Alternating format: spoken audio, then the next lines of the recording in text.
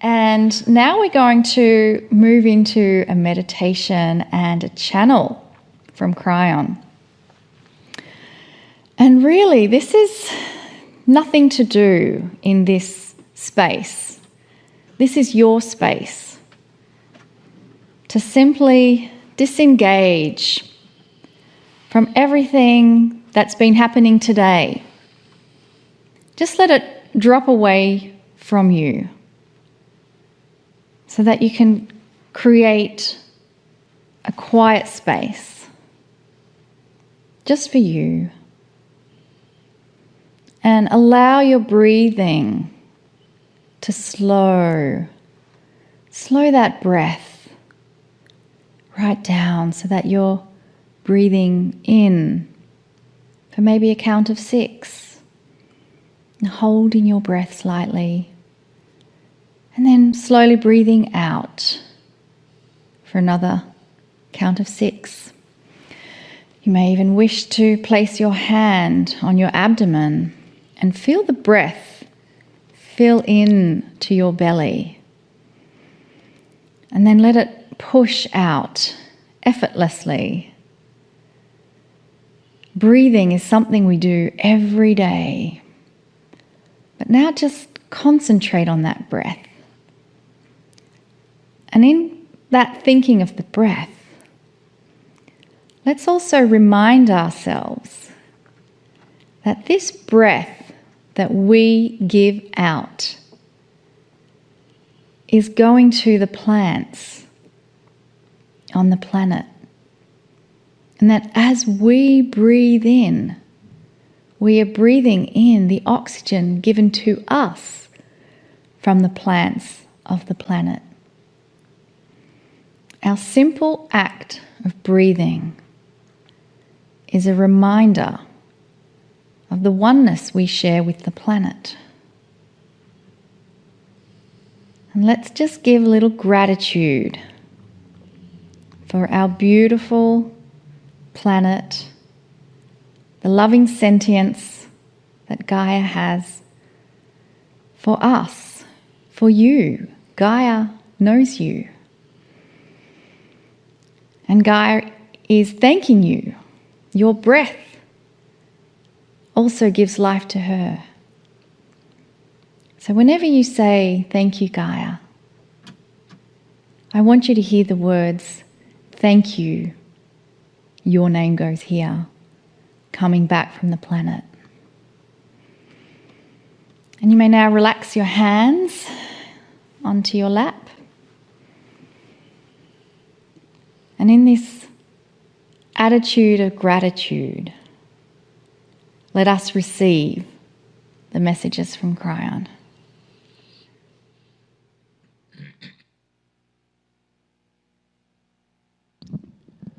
Greetings, dear ones. I'm Kryon of Magnetic Service. I would like to start a series of 3. This week and the next 2 will present a theme. We're going to call it Rewriting Sacred Truths. In this series, each week I will give you one sacred truth and explain it. That we are indeed asking you to think about and rewrite. Is it possible to rewrite a truth? I'm going to give you an example in a moment. Rewriting a truth is looking at something in a different way and changing the perception of it. There are so many things on this planet that science thought was absolute, spiritualists thought was absolute, and were considered absolute, unchangeable. It's a I would say a constant that is like it's in cement. It never changes. And then it did.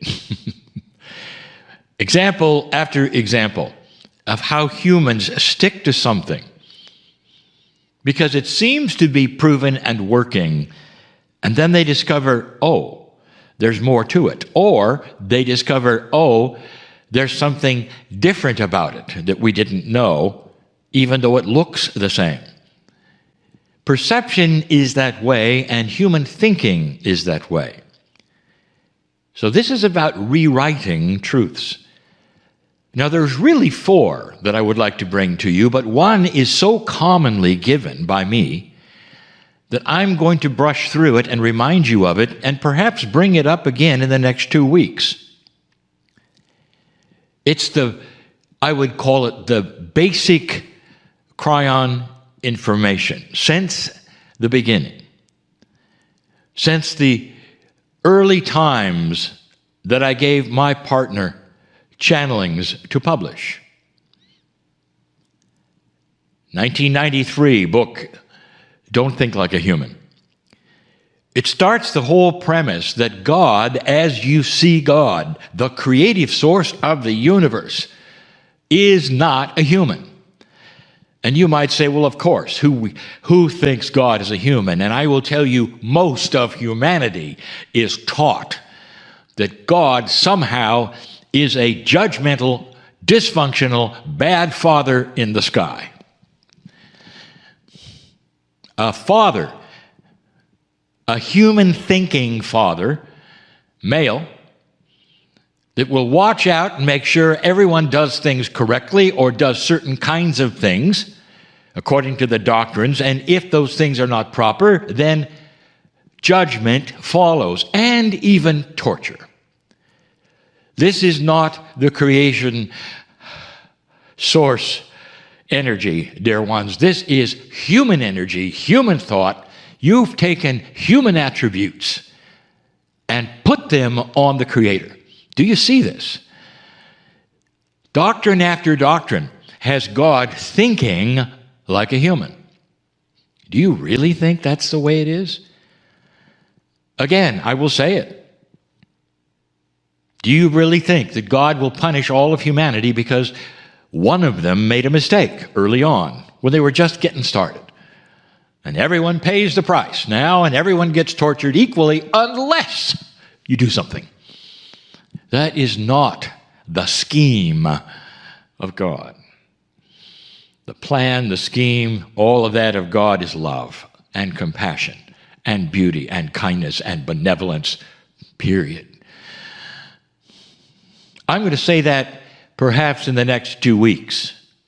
But that is always number one. For you to understand that creative source that you can call anything you want to, God seems to be the word you've used. But you don't have to use that word. Spirit is a good one, because it doesn't have all of the trappings and the perceptions that the doctrines that say God perhaps might. There are other attributes that we're asking you to rewrite.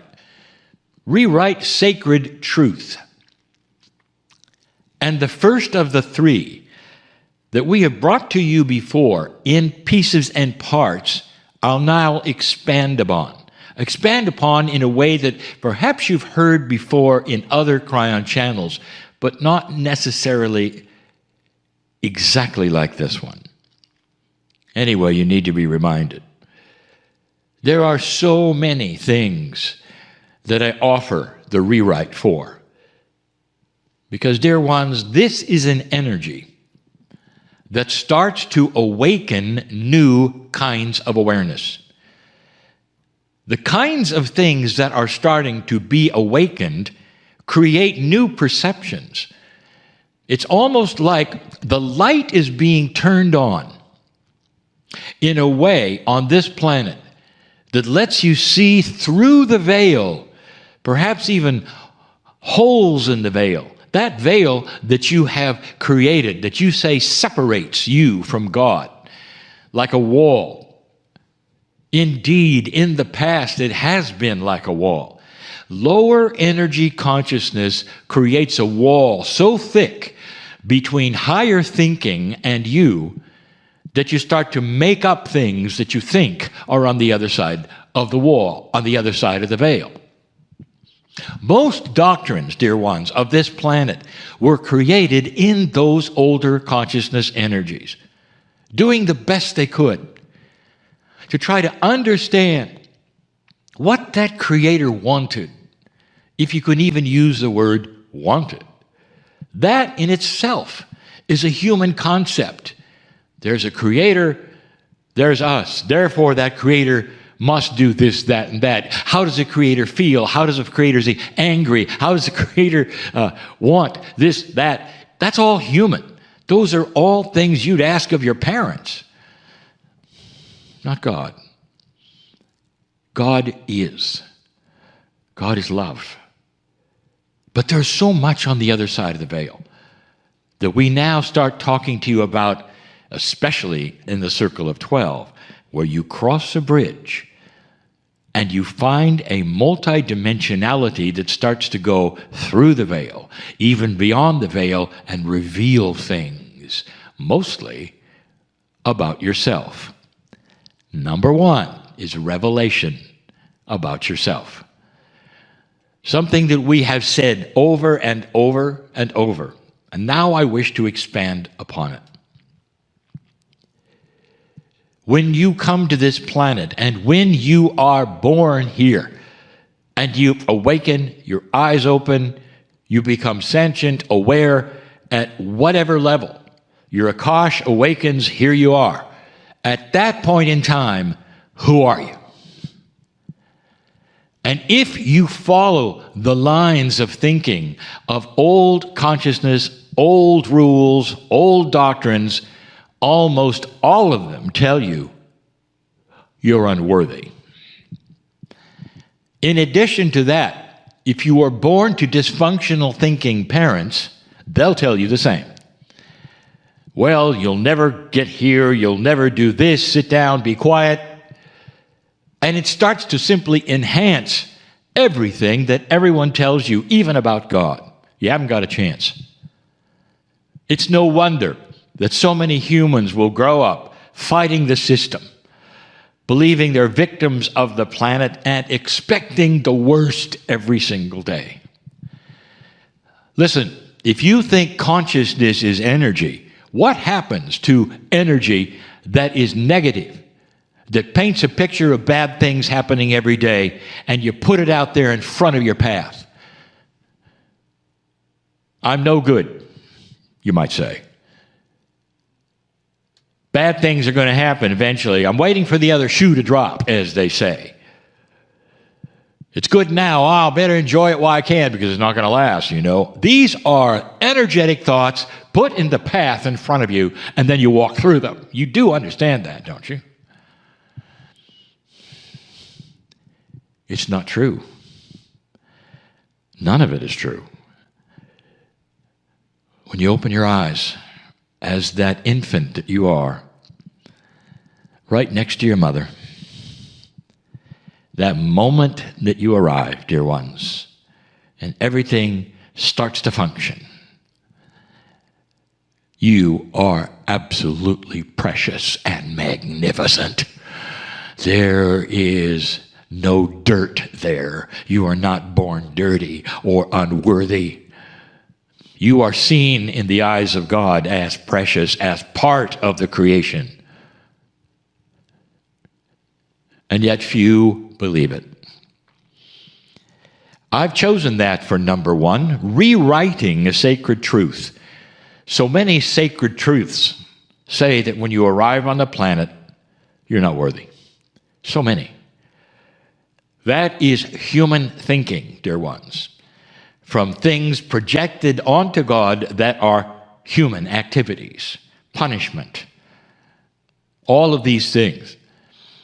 And you will say, well, that came from Scripture. That came from the whole idea of Adam and Eve story and all of those things. Let me ask you, do you think the finger of God came down and wrote those scriptures, or did men and women write them? And the answer is all scriptures were written by men and women in an older energy. Some channeled, some not, some guesswork, some on purpose, so that the doctrines fit a concept of a dysfunctional, bad father in the sky. Are you getting this? That's not how it is. None of it. the veil starts to lighten. You're starting to see through the holes in the veil, and you're starting to see clearer. The light is being turned on for you to rewrite some things. Let me give you a quick review of a parable I gave some time ago. This one's a little different. Here's a story about a sightless individual, a man who has no sight and never has had sight. And like so many sightless people, other senses are keen and even developed much higher than a normal human being. Hearing, of course, but touch, feel. Do you ever realize that the talent it would take for any human being to read books by sensing bumps on their finger? What a talent that is. So a sightless person often has touch that is enhanced. This particular sightless person has a wonderful hobby, plays the piano flawlessly, because the sense of touch, they know where all the keys are all the time. They don't have to then fumble around like a sighted person. Their entire life has been one where they exist in one room. That's a metaphor, which is their reality. That's a metaphor. And with touch, they know everything in the room. They even cook for themselves. They have no trouble as long as nothing moves, everything is in the same place, and they are fully functional, sightless people. Welcome to Earth. This is the metaphor of who you are. And you're fine with it. And you've developed ways of figuring out what's here and there. And the parable continues. Suddenly, there is something scientific, perhaps, or not, that allows this sightless person to see dimly, but see. It's not an operation. It's not a medical procedure. It's something else. Perhaps it's even technology. Whatever it is, that person suddenly starts to see light dimly, and they can actually see what's in their room. Up to now, they've only felt what's in their room, and they start to see something that glows. A sightless person cannot see something that glows. It's always been there, and they see. It's not another door. They would have known that. It's an elevator. And they see a control that glows on the elevator. And they push the button that glows. The doors open, and they get in. And then they see all the other buttons that are glowing, and they see floor 2, 3, 4, 5, 6, and it goes and goes and goes, and that is where they live, and that is their reality. Is this getting you chills yet? Dear ones, as you look through the veil, what you're going to see is an awareness of light. And it's going to show you that your reality is magnificent. You are in a skyscraper, not one room. And in those other levels are all the abilities of magnificence that you have, the talents that you already have, the healing that is yours. This is the reality that's coming for you. This parable we've given before in other ways. But do you see how light would change your perception of a basic truth? That's number 1 of 3 that I'll give you this week, the next one, and the next one. Dear ones, every single one of these enhances you, the human being. It doesn't tell you there's something to do. It offers for you to see how grand you are that you may not have seen before. And so it is.